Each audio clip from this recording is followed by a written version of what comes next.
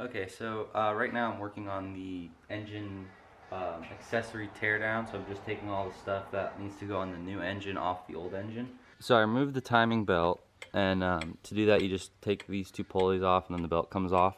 But I need to remove these cam gears right here, and it has a 10mm Allen key hex head or whatever you call it. But you have to like hold the gear so it doesn't rotate while you try to loosen it. So I want to show you guys a little trick in order to do that. So I figured I'd put that in the video just because it's kind of a good trick instead of having to buy like an expensive tool to hold this. So the technique we're going for here is you get your thing on, your belt wrapped around, and then you kind of snake it through some pulleys.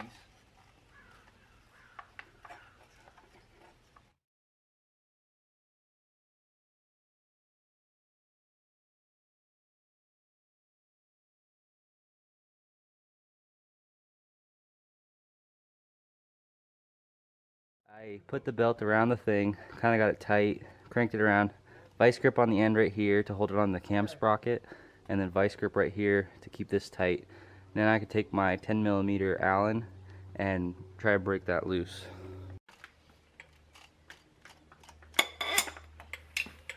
There we go. So now I'm just going to do that for the rest of them. I'll be back once all this stuff's taken off, or if I find something else that needs to be recorded. Alright guys, so I am back for the next video of the Subaru engine swap. So the last video I just pulled the engine out and I stopped filming after the actual engine was out. And then I did film pulling like the timing stuff off because there was a little bit of a trick to it. Since then, I've kind of just skipped the boring stuff for you guys because it's just pretty much cleaning and stuff. But I pulled all of the old parts off the old motor. So like stuff I'm reusing, like the cam pulleys and all this stuff, and then I got this whole bin of parts right here. Just pulled all of that off the engine. Pretty much I got the old engine looking like how the new engine looks, and then I brought it back to my house. And now I'm just working on, you know, taking some of these bolts and cleaning them and all these little parts, cleaning everything. And I'm just starting to get started on the assembly. So what I started doing, and I remembered I had to film this, I just put the old windage tray back in there. I cleaned it up as best I could. This is just kind of like tarnish, but the whole thing is clean. There's no, you know, debris on it or nothing. So for the windage tray, this kind of goes on before the oil pickup does. Now I probably talked about this before, but this is the factory oil pickup, and if you look, the joint is brazed, so it's just like brass brazing, and that's not the most durable design, but that's what Subaru did. So instead of that, I got this guy right here, which is a Moroso, I think that's how you say it. Moroso, they make a lot of muscle car parts, and they also make, I guess, this part for Jap cars too. But this is a MIG welded design pickup with a better screen and just better design. There is one difference about it though with this one. So with this one, when you install it, the hole lines up with that hole, whereas the factory pickup, when you put it in here, it bolts up to that hole right there. So that's a minor difference, but the pickup itself is in the same place and everything.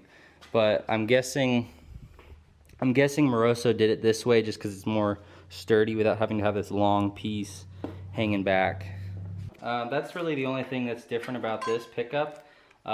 Killer Bee also makes a pickup, but it's more expensive than the Moroso, and it's essentially the same idea as just creating a stronger pickup, because if your brazing breaks right here, which is where it typically breaks, you starve your engine of oil. So when you're running higher performance, you want to make sure that you have oil. It's just, you know, what you want to do. So we're going to put that on there. And I got my pickup bolts here. Whoops. Okay, take two. I got the bolt back out from there, but we're going to try not to do that again.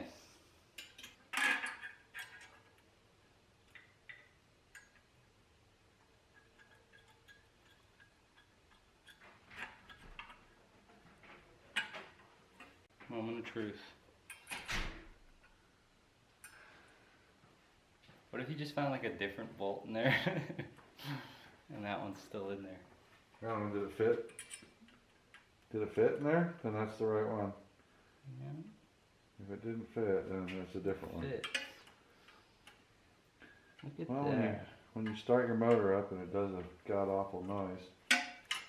I don't think I made a video on this, but this is a fitting for the oil cooler delete. OEM, there's an oil cooler here, but it's kind of just an oil heater, and it uses coolant to heat the oil to temp to get the engine running to temp as fast as it can. So when you delete it, you get like 5 more PSI oil pressure and like 5 degree lower coolant temps. So what that delete requires of you is to plug this hole right here, and this block plug is the same as the plug that's for the service plugs. This part number, I don't know what it is exactly, but it's not for an oil filter fitting. It's like a timing system thing. But if you look up Subaru oil cooler delete, it'll come up with this. And yeah, this just goes in here. The other thing you have to plug is there's a thing on the water pump, and I could show you that in a second. So here's the water pump, and on the water pump there's 2 fittings. I think these go to the heater, and then there's this fitting right here which goes to the oil cooler, and there's a crossover pipe. So this goes into the block, well, into the cooler, then the cooler goes into the block. So you plug the block with that plug I showed you, and then this is kind of a jinky way to do it, but whatever. But just the hose that was coming off here to the crossover pipe, I just stuck a nut in there and then clamped it, or a bolt I mean, and that worked for clogging it. Probably the right way to do it is to pull this fitting out, like heat it up and pull it out, and then tap and bolt a hole in there. Also, if you want to do the research, there are some Subarus that don't have the oil cooler, and their water pumps are similar, so you can get one of those and it just doesn't have that thing there. Okay, so the torque specs for the windage tray bolts are 4.7 foot-pounds. These ones are 7.2 foot-pounds, and the oil pan bolts are 3.6. So those are really low, and none of my torque wrenches go that low. So I'm just going to snug them up with a 1/4 inch drive ratchet, so I know that I'm not going too tight.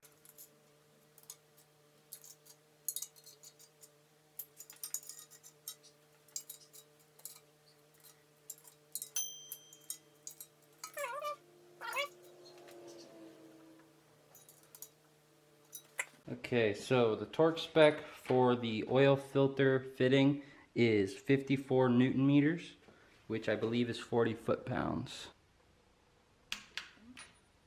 Alright, so the next thing I'm going to do is I'm going to get the oil pan on there so I don't have to worry about contaminants so much anymore, getting into the oil.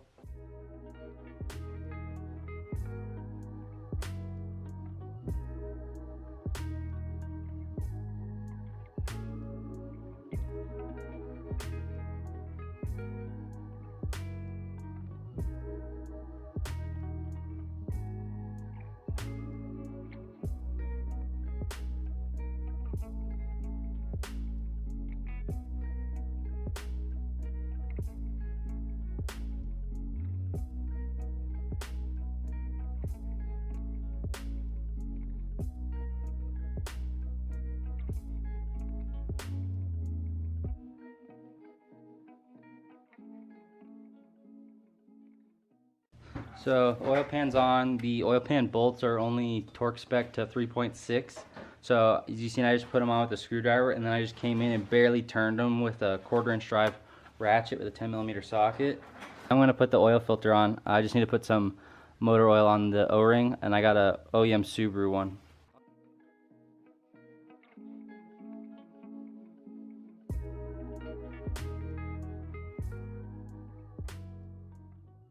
I also got this right here. This is, what's the brand? Fumoto, I think you say it. F105. Works for the early model Subarus. There's a different part number for different Subarus. But this is just a drain plug valve. So you can have your oil come out just by turning a valve and not having to undo a thing. So I'm going to put this where the original thing goes.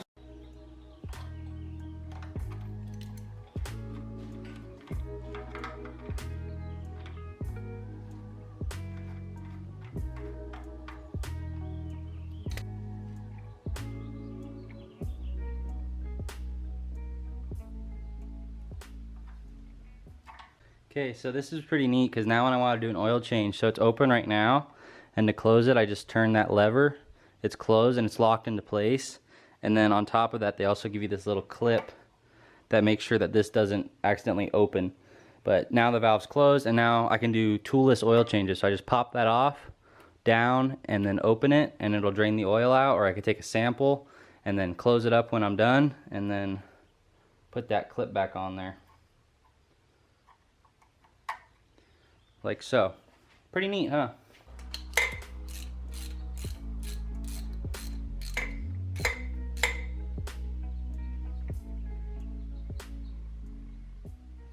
Alright, so I had to take the pan back off again because I forgot a stupid little O-ring.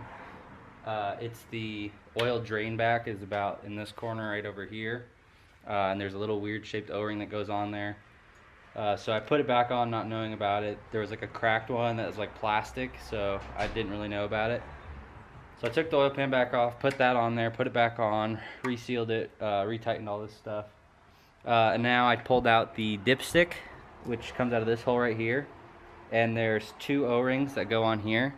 So I got the 2 new O-rings, so I'm going to put those on and stick this back in there. Alright, so I went ahead and installed the filler tube. The valve covers aren't completely connected yet, so they still move. I just want to get the cams on here and see if they spin good before I permanently affix the valve covers. So now I'm just going to go through and install some of the sensors, like the cam position sensor, the crank position sensor, the ABCS solenoids. I'm just going to go ahead and put some of that stuff in there now, just to get out of my way.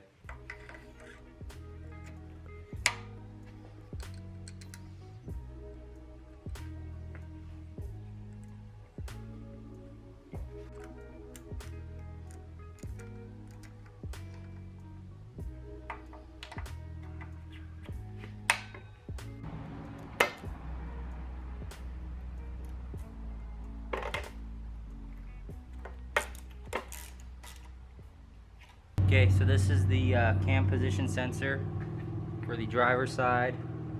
Just clip that in the head.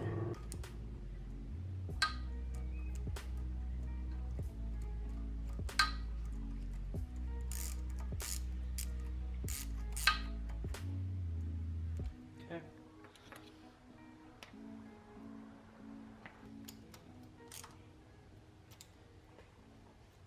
And then we got the crank position sensor right here. All the sensors kind of do the same thing, but the crank position sensor is a little different because it's more exposed to the outside environment than the cam position sensors are. Now one bolts to the oil pump, and there's little teeth on this guy that it reads the cam position or the crank's position from. So I bought a set of new spark plugs too. These are 1 step colder from the factory recommended kind, which are these ones right here. So NGK iridium. Let's clean that off so I can read you the part number. So these are SIL FR6As. So they're NGK iridiums. These are NGK iridiums LFR7AI6. So they're 1 step colder than these ones. And that's just better for more power. So what they say is if you're doing 100 horsepower over stock, you should go 1 step colder. So got the 1 step colder plugs. I'm going to go ahead and put those in the engine so nothing gets into the cylinders.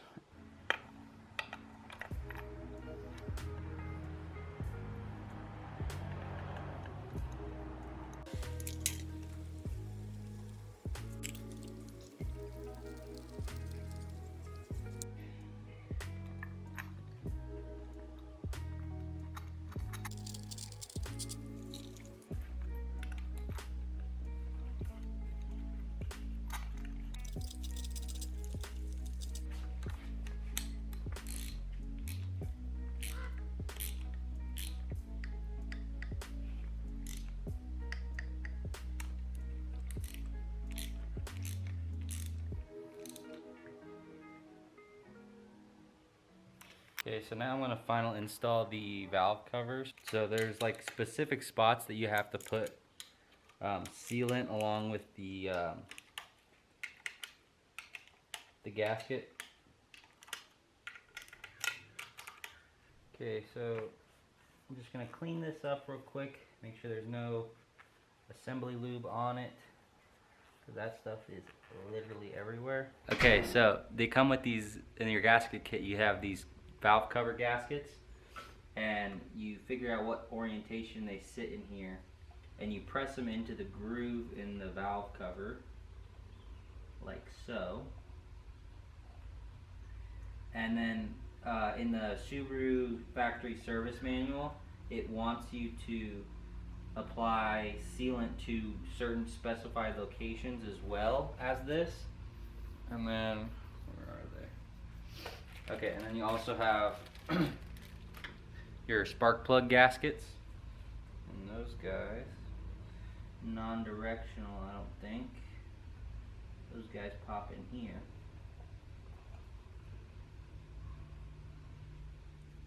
Like so. So now let's go back over to the engine and I'll show you where you put the coolant. Okay, so you might be able to hear a truck in the back. Sorry about that. So the places where it wants you to put sealant is, I'll show you. So let me get that off. Okay, so you got to run a bead right along this cover cap, and then from here you run a bead along this guy and down to the head, and then on these half moon seals you also want to run a bead back here. And then I'm gonna just, what I usually do, make sure it's flat and so that I don't get too much squeeze out into the engine.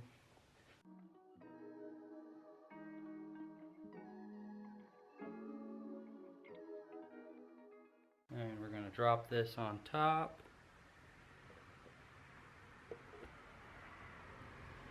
Make sure she's all lined up. Grab the hardware.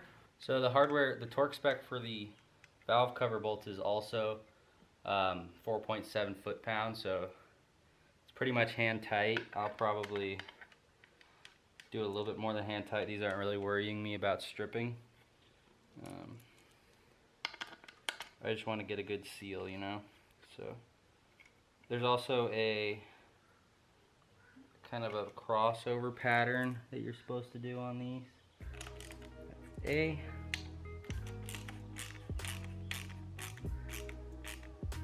B.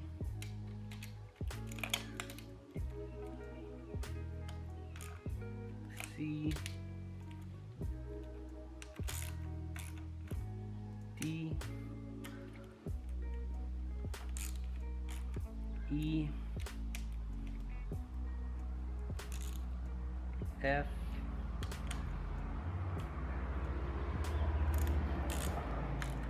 G. H. I. J. And I'm going to go through it one more time. They kind of bottom out, so you know that they're good, but I'm just going to make sure they're snug one last time. Okay, so now the coil packs, you've seen this a little bit when I was doing the spark plugs compression tests and stuff, but they pretty much, it's just a boot, like a spark plug wire, but the coil's on the wire, coil on plug design. So you just slide them over, and then you get these 12mm bolts started, and those kind of just hold it, make sure that they're held onto the plug. And you don't have to put these crazy tight either. They're just, it's probably 4.7 foot-pounds. I'm not going to check the torque spec because I've done this before, but I just usually snug them up. That's good. So yeah, those aren't going to go nowhere. That's disassembled pretty much. Don't think there's anything else that needs to go on the valve cover side, so I'm going to repeat this process on the other side.